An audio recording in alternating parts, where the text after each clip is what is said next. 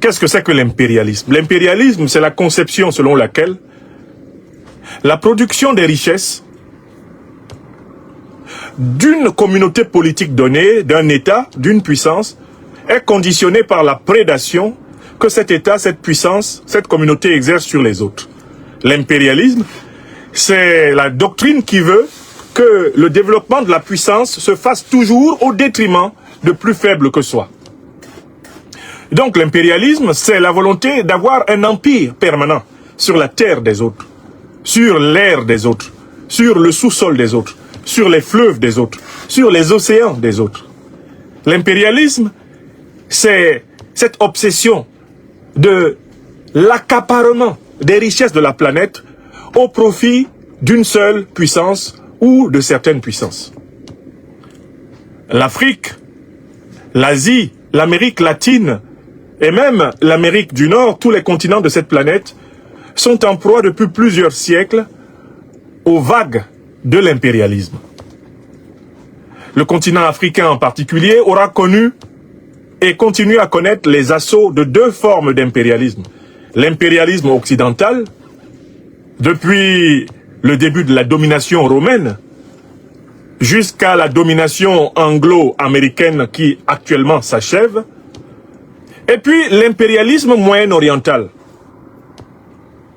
qui a commencé par les traites négrières moyen-orientales, et qui se poursuit aujourd'hui par l'implication de plusieurs puissances du Moyen-Orient en alliance avec l'impérialisme occidental dans la déstabilisation du continent africain.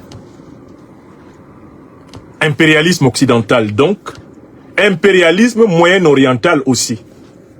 Mais ces deux impérialismes venus d'Occident et du Moyen-Orient n'ont pu se développer en Afrique qu'en soutenant un phénomène africain particulier, celui des dictatures.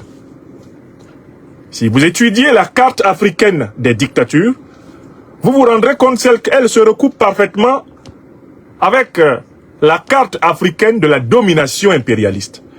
Partout où des dictatures, c'est-à-dire des régimes antipopulaires, anti-africains se sont installés, les multinationales des grandes puissances impérialistes occidentales et moyen-orientales prospèrent au détriment des peuples africains. Donc je voudrais d'abord, d'un point de vue purement théorique, vous amener à reconnaître qu'il y a un lien intime entre l'impérialisme occidental, à la tête duquel se trouve la puissance anglo-américaine, et dont l'organisation majeure est l'OTAN, organisation du traité de l'Atlantique Nord.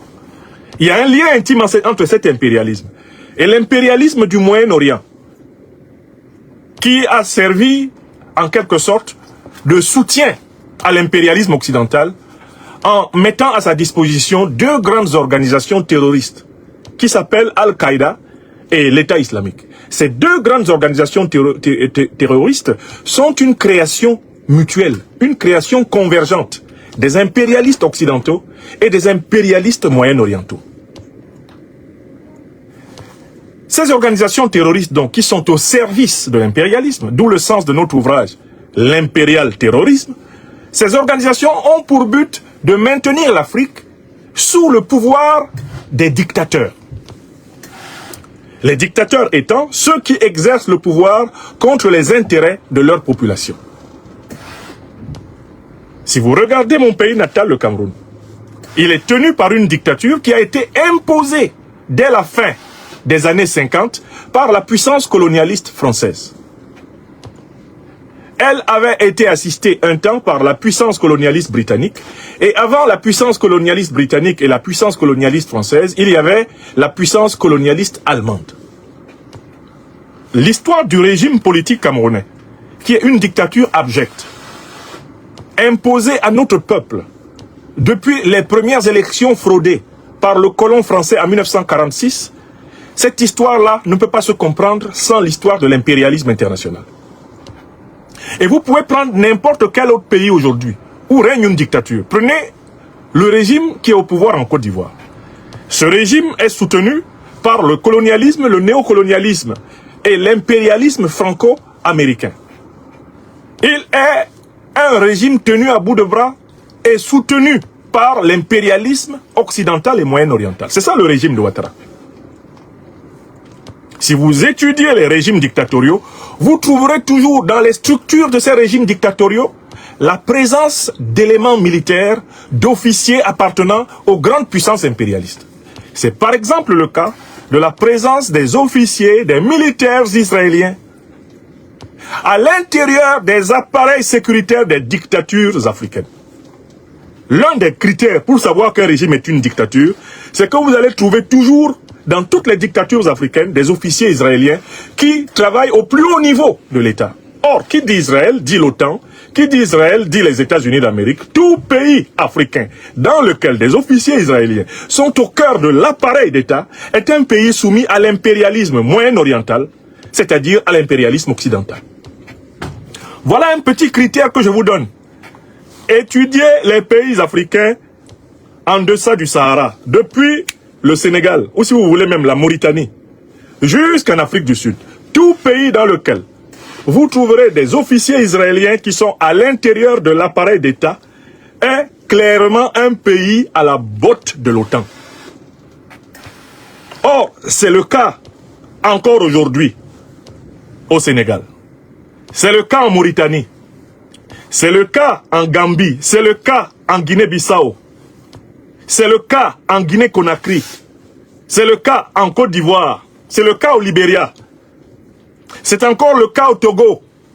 Il faut qu'on dise la vérité. C'est encore le cas au Togo. C'est le cas au Bénin. C'est le cas au Nigeria. C'est le cas au Nigeria. C'est le cas au Cameroun. C'est le cas au Gabon. C'est le cas au Gabon.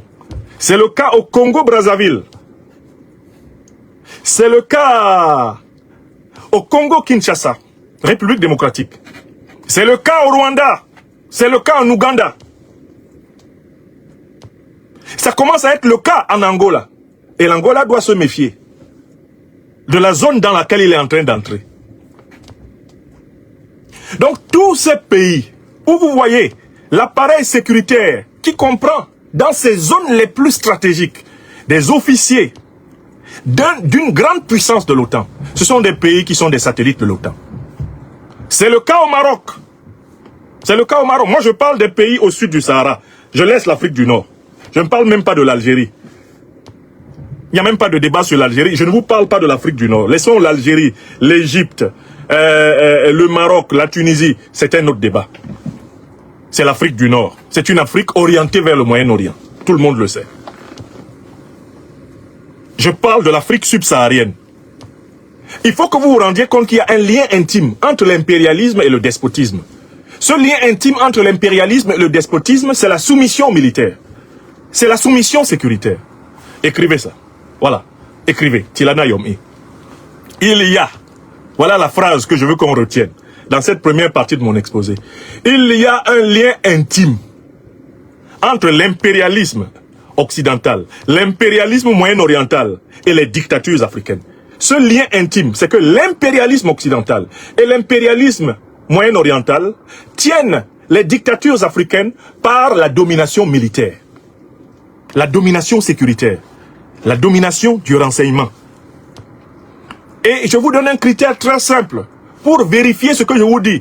Vous surveillez la hiérarchie militaire des pays d'Afrique subsaharienne, de la Mauritanie jusqu'en Afrique du Sud. Tout pays d'Afrique subsaharienne qui a dans sa hiérarchie militaire des officiers des pays membres de l'OTAN est un pays vassal de l'impérialisme occidental et moyen-oriental. Le Tchad a commencé à se débarrasser de ces pays membres de l'OTAN. Il n'a pas fini. Le président Mahamat Idriss Déby Itno a pris des décisions courageuses depuis la fin de l'année 2024. Mais il n'a pas fini de se séparer des troupes de l'OTAN, des conseillers de l'OTAN. C'est pas fini encore. Il faut qu'on lui dise cette vérité-là. Il a commencé. Mais c'est pas fini. Ceux qui ont mis fin de manière claire et nette au cœur de l'Afrique noire, l'Afrique subsaharienne, à la domination de l'impérialisme occidental dans leur structure sécuritaire, à la domination de l'impérialisme occidentales dans leur structure de renseignement, c'est principalement les États de l'Alliance des États du Sahel. La République centrafricaine avait commencé ce travail, elle s'est affaiblie parce que le président Touadéra n'a pas été capable de produire le changement qualitatif socio-économique qui était exigé de lui. Il n'en a pas été capable. Il n'a pas été capable d'une vision mise en œuvre qui transforme la condition socio-économique des Centrafricains. Du coup, il est obligé de se rabattre vers une autocratie. Il est obligé de se rabattre vers une dictature. Il est obligé de commencer à imiter Paul Biya en s'autoproclamant président à vie, alors même qu'il ne change pas la vie des Centrafricains. Pas de manière substantielle. Donc, mais enfin, on aurait pu citer la République centrafricaine efficacement dans cette affaire, mais la République centrafricaine est retombée dans un faux rythme. Elle est retombée dans un faux rythme. Le président Touadéra est géopolitiquement, géostratégiquement de moins en moins lisible. C'est un président qui est devenu flou. Or, quand c'est flou, c'est qu'il y a un loup. Donc, vous devez noter qu'il y a un lien intime entre l'impérialisme occidental, l'impérialisme moyen-oriental et le despotisme africain. Alors, on essaye de présenter comme des dictateurs les présidents Goïta, Ibrahim Traoré et Tiani, parce qu'ils ont pris le pouvoir par coup d'État. Mais leurs coups d'État ne sont pas à confondre avec les coups d'État de Ouattara Draman, de Biya Paul, de Sassou Nguesso, les coups d'État successifs qu'on a eu au Togo, qui sont des coups d'État civils. On n'a pas à confondre cela avec les coups d'État à la Oligui Nguema ou à la Mamadi Doumbouya. Pourquoi? Les coups d'État qui ont permis l'accès des présidents Goïta, Tiani et Traoré au pouvoir sont des coups d'État révolutionnaires au service des intérêts populaires. C'est pas la même chose. Ce sont des coups d'État qui ont reçu l'assentiment évident de l'écrasante majorité du peuple. Parce que ce sont des coups d'État faits pour rendre aux pays du Sahel les richesses du Sahel. Alors que tous les autres coups d'État, qui sont des coups d'État néocolonialistes, qu'ils soient civils ou militaires, sont faits pour maintenir les pays africains en coupe réglée sous l'exploitation des multinationales occidentales et moyen-orientales. Il y a là une distinction fondamentale. Une distinction fondamentale que les Africaines et les Africains doivent tenir quand ils analysent. Et voilà pourquoi on ne trouve plus d'officiers de l'OTAN dans la hiérarchie de l'armée malienne. On ne trouve plus d'officiers de l'OTAN dans la hiérarchie de l'armée burkinabé.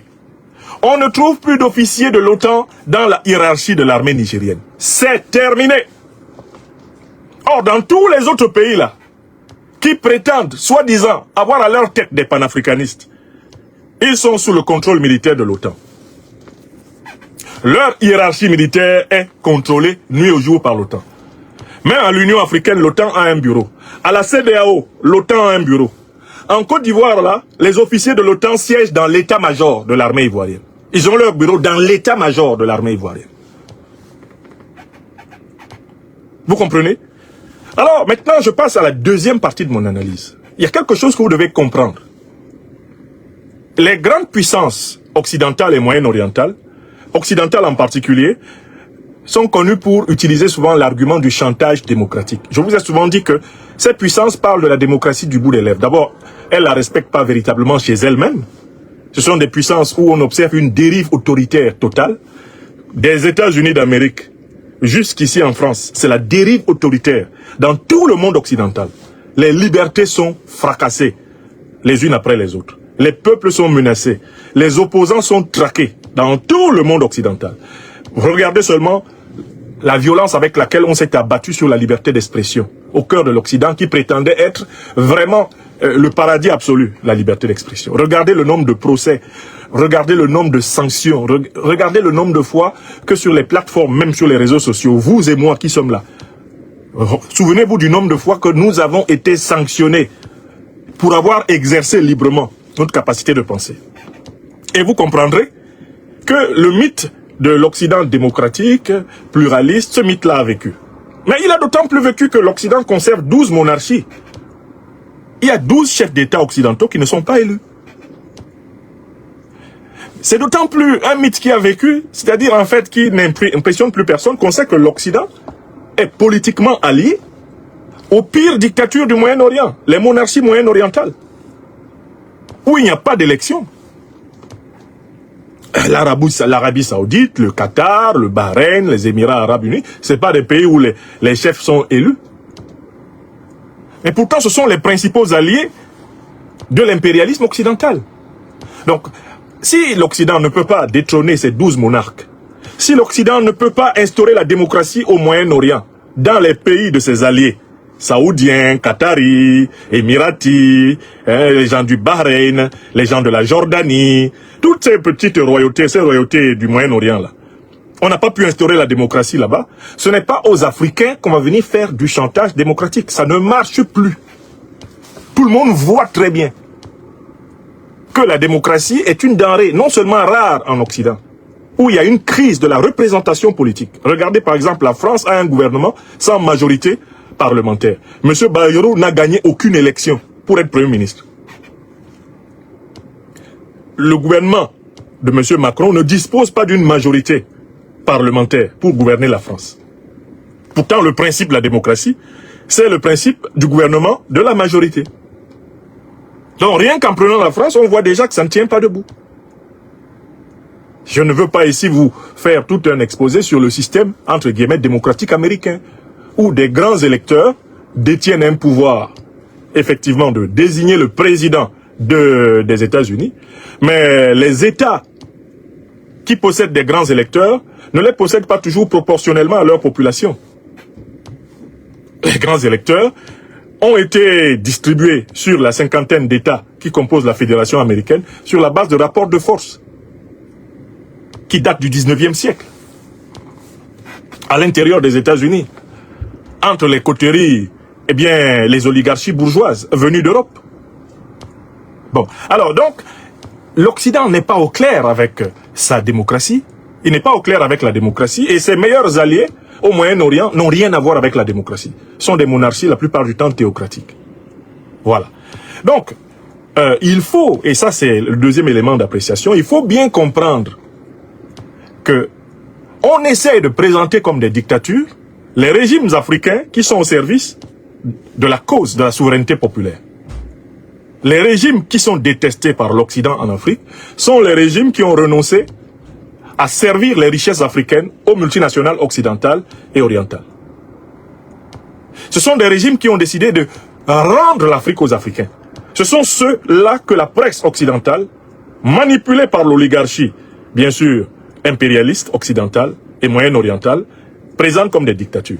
Alors que des régimes qui ont plongé leur peuple dans une misère de long terme, comme le régime camerounais de Paul Biya, comme le régime d'Alassane Dramane Ouattara, comme les régimes congolais, des régimes qui ont plongé leur peuple dans une domination de long terme, comme le régime du Togo.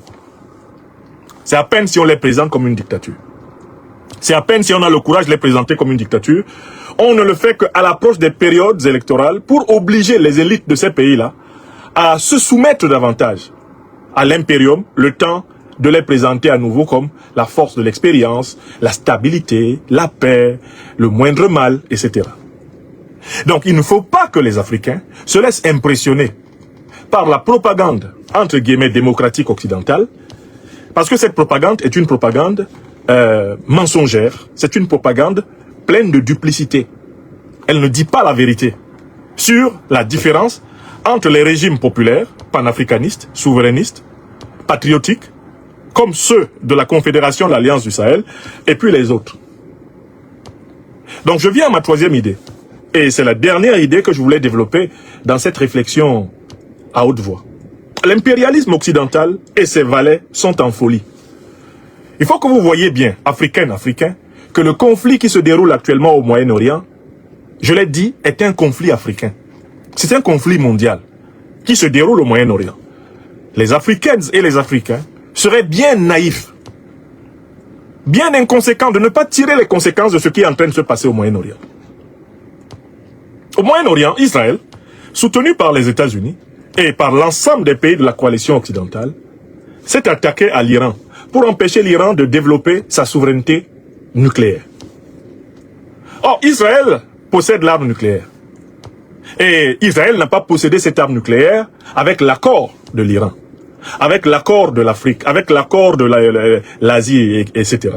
Israël a possédé cette arme nucléaire parce que la République d'Israël a été soutenue en ce sens par la coalition occidentale. Autour de l'Iran, il y a des pays qui possèdent l'arme nucléaire. C'est le cas de l'Inde. Comme l'Inde était réputée proche de la coalition de l'OTAN, on l'a laissé développer son arme nucléaire. Le Pakistan était pendant très longtemps proche de la coalition de l'OTAN, on l'a laissé développer son arme nucléaire.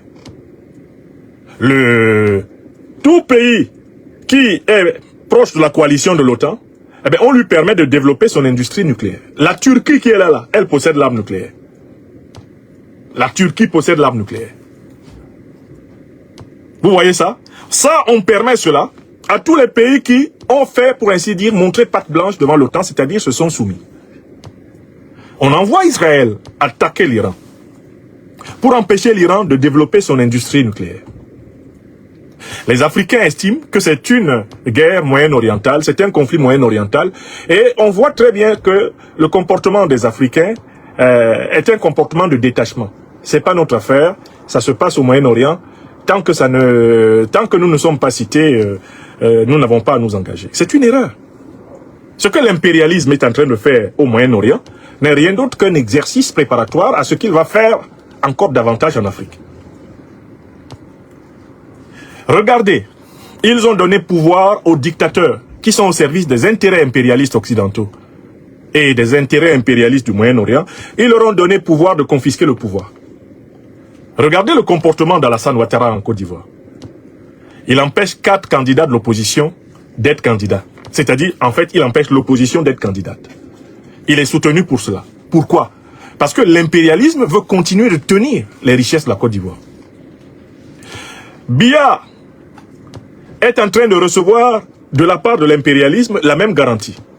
Si vous nous garantissez que nos intérêts au Cameroun vont être consolidés par vous ou par l'héritier que vous vous êtes choisi, nous sommes prêts à fermer les yeux sur l'exclusion du peuple camerounais du processus électoral. Et nous nous préparons au Cameroun à un Paul Biya qui va décréter que la majorité même des opposants qui veulent pouvoir revendiquer une victoire à l'élection présidentielle n'ont même pas le droit d'être candidats. Je tiens à vous faire remarquer que c'est une ligne directrice de l'impérialisme occidental et moyen-oriental. L'exclusion de tous les candidats des oppositions. Je vous fais remarquer que c'est ce qui s'est passé au Gabon. Monsieur Oligui Nguema, pour prendre le pouvoir, a d'abord exclu tous les candidats de l'opposition. Il a exclu tous les candidats de l'opposition. Et il a organisé ce qu'il appelle une élection. Il s'est fait plébisciter sur la base de cette fiction, président de la République du Gabon. C'est le même processus qui est en œuvre en République du Congo, Brazzaville. L'exclusion de tout opposant capable de peser dans une élection. Et ensuite, l'organisation subséquente. C'est-à-dire que l'impérialisme occidental et ses alliés du Moyen-Orient ont donné carte blanche à leurs valets en Afrique pour confisquer le pouvoir. Au motif qu'ils sont menacés par l'avancée des républiques panafricanistes, patriotiques, sahéliennes, soutenues par la Russie, soutenues par la Chine, soutenues par le monde multipolaire, soutenues par le bloc des BRICS.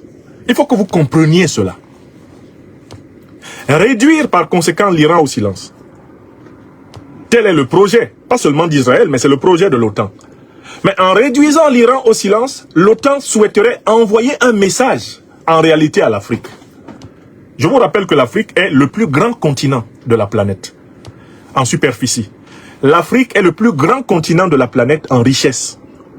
L'Afrique est le plus grand continent de cette planète en potentiel démographique. D'accord? Donc, toute l'agitation que vous voyez au Moyen-Orient n'a pour but que de rassembler des forces pour attaquer l'Afrique. L'impérialisme est en folie. Parce qu'il se rend compte que s'il perd la bataille de la conquête et de la suprématie totale sur le Moyen-Orient, il n'aura plus les ressources nécessaires pour venir s'attaquer à l'Afrique. L'impérialisme veut s'assurer du contrôle du Moyen-Orient pour pouvoir encercler efficacement l'Afrique. L'attaquer comme il l'a fait en 2010-2011 par 2 tenailles. Une tenaille venant de l'Europe et une tenaille venant du Moyen-Orient. Je vous rappelle que le saccage de la Libye a été fait par les armées occidentales en association avec les armées moyen-orientales. Il faut que les Africains se rendent compte de cette tenaille, cette double tenaille. La tenaille par la Méditerranée, la tenaille par le Moyen-Orient sur l'Afrique. Donc, l'augmentation de la puissance de l'Occident sur le Moyen-Orient, sur le Golfe Persique, signifierait la mise de la main de l'Occident et de ses vassaux moyen-orientaux sur des réserves faramineuses, lui permettant de financer une guerre de reconquête contre l'Afrique. Vous avez compris? Et donc voilà, cela signifie que aujourd'hui, les Africains qui sont donc immergés dans la géopolitique, qui ont une conscience des enjeux géopolitiques et géostratégiques mondiaux, les Africains doivent se dresser comme un seul homme pour protester, pour dénoncer l'agression israélienne et l'agression otanienne contre l'Iran. Parce que cette agression israélo-otanienne contre l'Iran n'est rien d'autre en réalité qu'une des étapes préparatoires de la grande agression en cours de l'OTAN contre l'Afrique. Est-ce que vous comprenez? C'est le sens de mon intervention. Il faut qu'on se rende compte qu'il y a un lien intime entre les dictatures les plus abjectes que nous avons en Afrique et ce qui se passe actuellement au Moyen-Orient. Parce que j'ai lu trop de commentaires d'Africaines et d'Africains qui ne voient pas le lien, qui ne voient pas le rapport, qui ne voient pas que c'est la coalition qui nous attaque en Afrique qui est en train d'attaquer l'Iran. Mais c'est elle qui a saccagé l'Irak.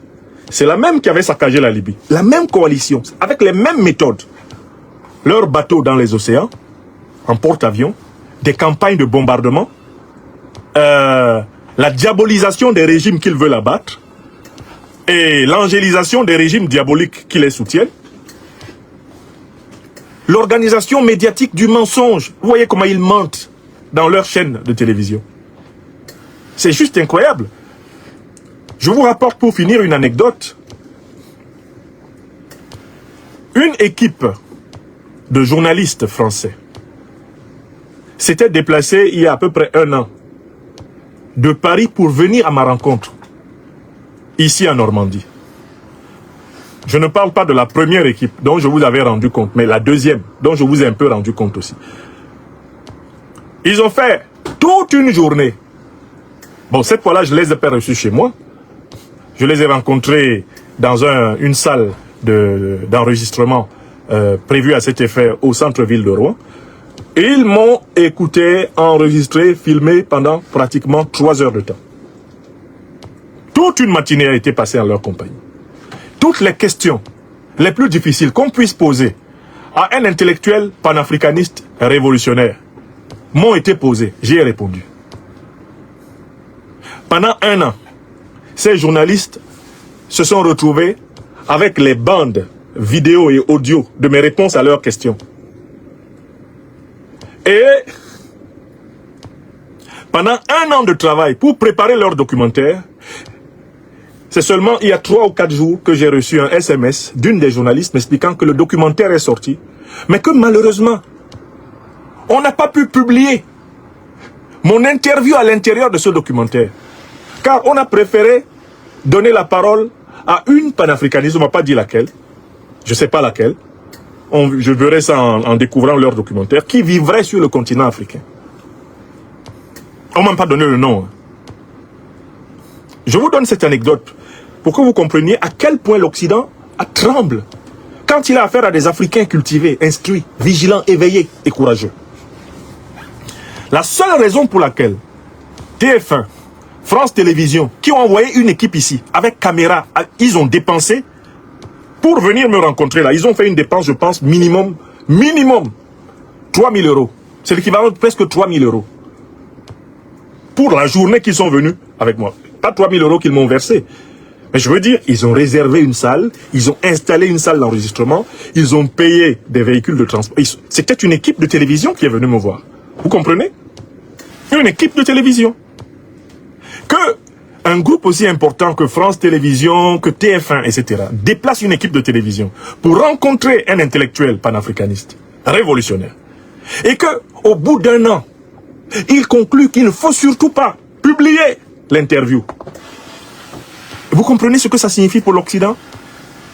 Un aveu de faiblesse intellectuelle. Un aveu de faiblesse intellectuelle. D'autant plus que la journaliste qui m'écrit pour m'expliquer qu'on leur a en fait tapé sur les doigts, on leur a dit ça ne peut pas sortir. Vous ne pouvez pas laisser parler ce monsieur sur France Télévisions pendant 30 minutes. C'est pas possible. S'il parle sur France Télévisions pendant 30 minutes, on est mort. Vous ne pouvez pas lui donner la parole sur une émission de TF1 pendant 30 minutes. C'est pas possible. Dans un documentaire. Lui. Mais quelle erreur ce serait.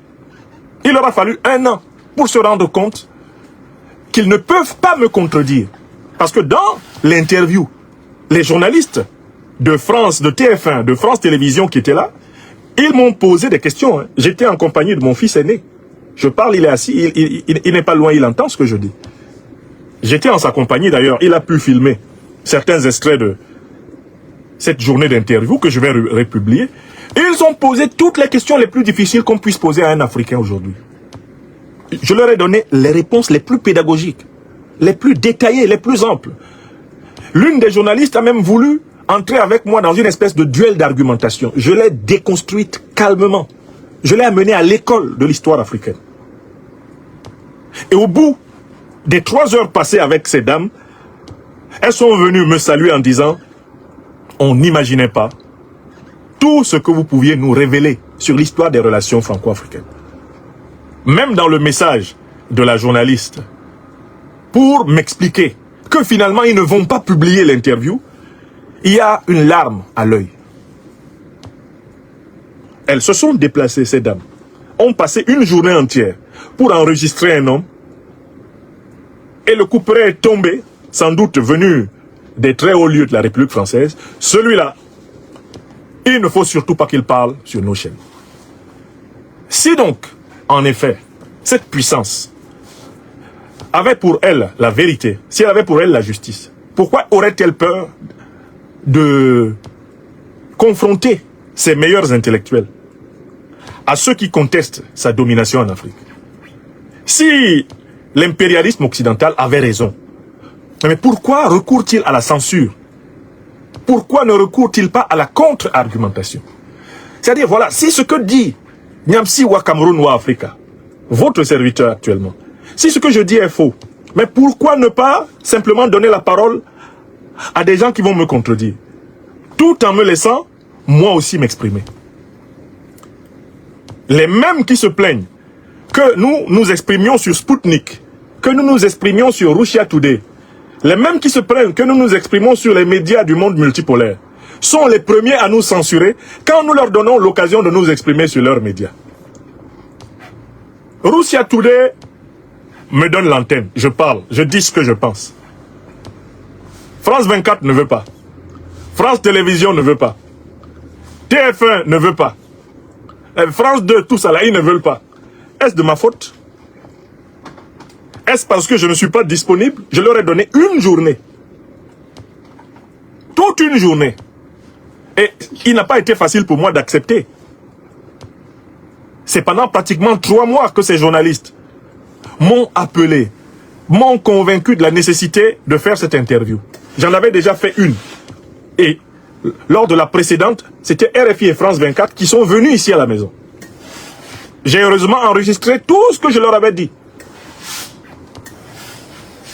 Cette fois-ci, ils ont réservé une villa. Je dis bien une villa. Un petit chalet, un chalet même, dans le centre-ville de Rouen. Pour, eh bien, faire cette journée d'enregistrement. Finalement, ils me disent non. Nous ne pourrons pas publier ce que vous avez dit. C'est pas parce que ce que vous avez dit n'était pas intéressant, mais la direction a jugé que c'était pas opportun de publier votre interview.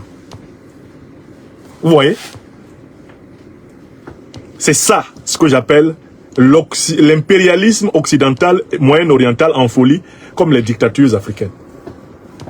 D'où vient la folie? C'est le fait qu'ils ont perdu la raison. C'est le fait qu'ils n'ont pas raison. C'est le fait qu'ils ne peuvent pas justifier leur politique. Pourquoi est-ce qu'ils sont affolés? Parce qu'ils ne peuvent plus tromper le monde.